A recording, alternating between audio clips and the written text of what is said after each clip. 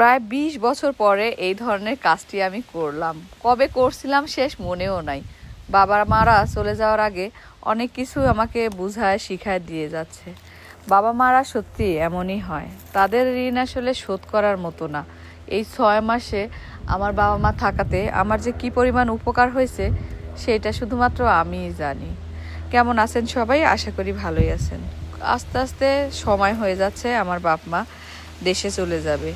তাদের মনের ভিতরে খুশি থাকলেও আমার মনের ভিতরে খুশি নেই।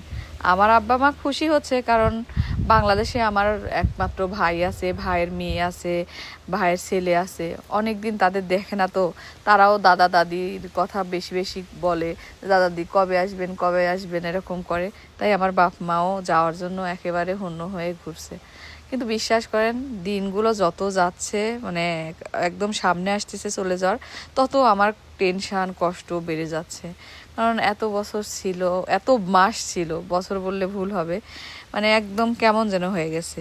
আমার খেতেও ইচ্ছে করতেছে না, আমার কোনো কাজও করতে ইচ্ছে হচ্ছে না। মনে হচ্ছে আমি পারবো তো ওই 2 বাচ্চাটা নিয়ে। আমার ছেলে কোনোভাবেই আমার বাপ মায়েরকে পাঠাতেও চাচ্ছে না। সে বলছে না তোমরা যাবা না।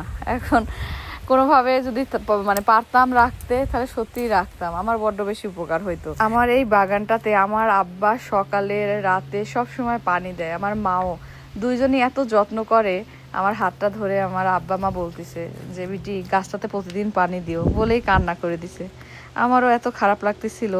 আজকে যে মাটিগুলা নিয়ে আসছি, ওই মাটিগুলার একটা কাহিনী আছে। আমি না এই মাটিটা সহুসু করছি বুঝছেন। রাস্তাতে দেখি কেউ অনেক মাটি পড়ে আছে, ভাবলাম আর কেনার দরকার নাই, নিয়ে যাই। মানে অনেক বছর পরে শেষ, মানে কবে করছিলাম সেটা মনে নাই। শেষ আমি আমার এক দাদার কাছে আম খাইছিলাম ওইভাবে, আর এবার নিলাম। আসলে কেউ থাকলে পারে হয়তো বা তার কাছ থেকে চেয়ে নিতাম, কিন্তু কেউই ছিল না রাস্তার পাশে, তো কি করবো। মজা করে আমার মাকে দেখাচ্ছিলাম। মা বলছে কিভাবে তুমি নিলা? আমি বললাম এইভাবে এইভাবে, দেখলাম যে কেউ আছে কিনা, দেখি যে কেউ নাই, তখন বেশি করে মাটিগুলো তুলে নিয়ে চলে আসলাম। আমার মা হাসতেছিল আমার কথা শুনে, আপনারাও হয়তো বা হাসবেন।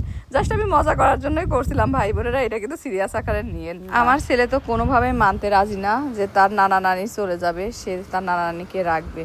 আমার আসলে ভাগ্য, আমার যদি শ্বশুর বেঁচে থাকতো তাহলে আমার শ্বশুর শাশুড়ি দুইজনকেই নিয়ে আসতে পারতাম, যতই হোক না কেন জোর করে হলেও নিয়ে আসতাম। কিন্তু আমার শ্বশুর বেঁচে নেই, মারা গেছে অনেক আগে।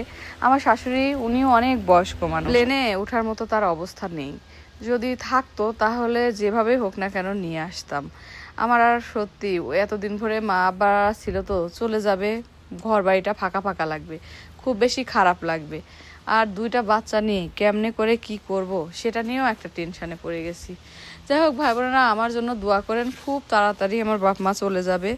আমার মনে করেন যে দুঃখের দিন চলে আসতেছে, কি করব বুঝতে পারতেছি না।